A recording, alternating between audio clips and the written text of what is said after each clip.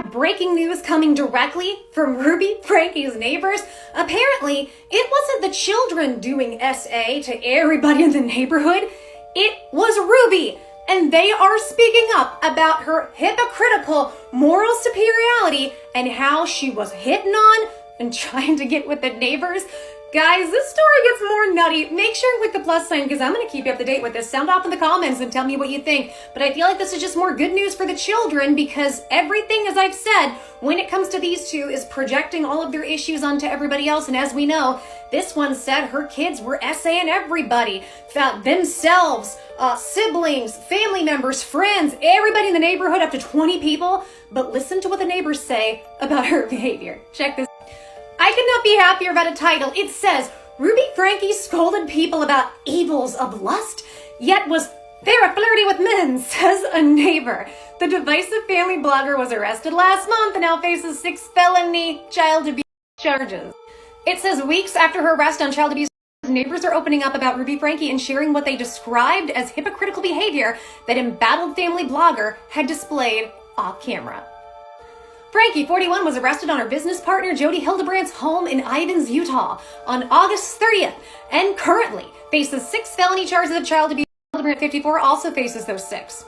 Franke had garnered about 2.5 million viewers through her 8 Passengers page on YouTube, where she vlogged about her and her husband's life with 6 kids since 2015 and drew backlash for her parenting style. In 2002, she joined Hildebrandt to start a Moms of Truth social media page, which was an offshoot of Hildebrandt's Connections, Faith, and Behavior podcast. On Moms of Truth, Franke and Hildebrandt often shared controversial parenting advice and drew divisive reactions to their stance on race, religion, intimacy, politics, and more. In recent weeks, neighbors have opened up to people about what Franke was like off camera. She is this walking contradiction. One neighbor who spoke on the condition of anonymity said, "We would see how she was with her kids, and then I would see these ridiculous YouTube or Instagram videos of her pontificating and lecturing and preaching about how to be a mom of truth. And I was just like, this is the craziest thing. This is the worst mother I know of." The neighbor shared a handful of stories about Franke's behavior, alleging that she often flirted with other men in the neighborhood, but often spoke about the evils of lust. The Franke family lived in Springville, Utah, about 4 hours north of where she was arrested at Hildebrandt's home. She was very flirty with the men's, to where I was like, oh, that's kind of weird, the neighbor tells people. She'd be flirty with you, especially if she caught you along going out to the mailbox or something like that. And then at the same time, publicly, she would act differently.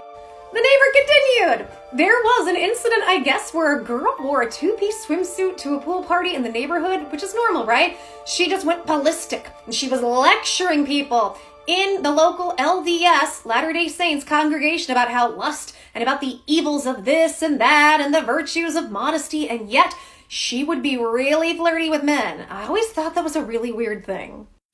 I was like, what is she hiding? It's like she feels shame or guilt. Remember, shame about maybe that she is.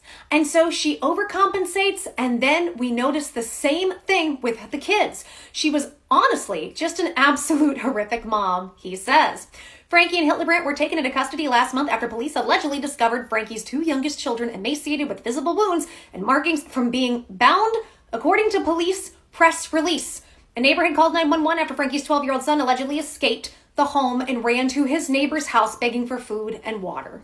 Honestly, this is one of my most favorite stories to come out of this because number 1, it made me laugh because it's so hypocritical. And number 2, of course, it's like everything that was said and preached isn't real. And that's the problem with these religions. See, Ruby thinks everybody has issues with lust because she has issues with lust. But because she has shame issues, everybody has shame issues. But because she's the one who actually has shame issues, because she has issues with lust and intimacy, probably because she's suppressed and wants to have it towards women, but knows that she can't, she thinks everybody is the same as her, not realizing, no, we don't all have those issues. I'm sure some people do, but it's not all of us, Ruby. It's you. And that's why everything is so fake. And this is why these religions are so concerning. They don't teach you how to be present with your emotions, how to deal with them, process them, heal the traumas you've been through. They say, shove it all down and pretend it doesn't exist. And if you ever get inkling that it exists, you are evil and fight the devil. And that doesn't do anything for anybody. And then you create situations like this. So it's just hilarious to see how much she wanted to scold everybody else, all while she is doing everything she possibly can without showing stuff to flaunt. And the other part is, who knows how deep this goes?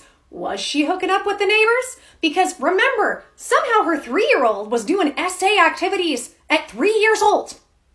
3 years old. In a situation where he's not allowed to go anywhere, do anything, has no friends, she owns everything, she knows everything is in and out of that house, including monitors what they see on the internet, every book that they have. So where did the children get this from, Ruby? Were you having a little more fun with the neighbors than what you want to let on? And you know what, girl? Honestly, you do you. If that's the deal you and your husband have set, it's not our business. What is our business is when you like to scream how everybody else is evil and how it's evil for everybody else, but not you. Remember, rules for me and not for thee, says a narcissist, psychopath, sociopath, and that's how they live their life. Everybody else has to have the extreme morality, and I'm going to act like I do, but I don't really do. It's all for show. So yeah, do that. But don't hurt your kids and don't accuse them of SA. More and more, this just seems like she's covering up for who she is. I don't know. What do you guys think? And to anybody who's upset, I do apologize for laughing, but I don't, because this situation is so dark. We got to find the light in it somewhere. And watching the hypocrisy of these two unravel, these two morally superior people, make me so happy. Number one, because it's just entertaining to watch. But number two, this clears the kids' names. And that's what's most important. What do you guys think? Sound off in the comments. Tell me your thoughts. Click the plus sign. I've got more coming.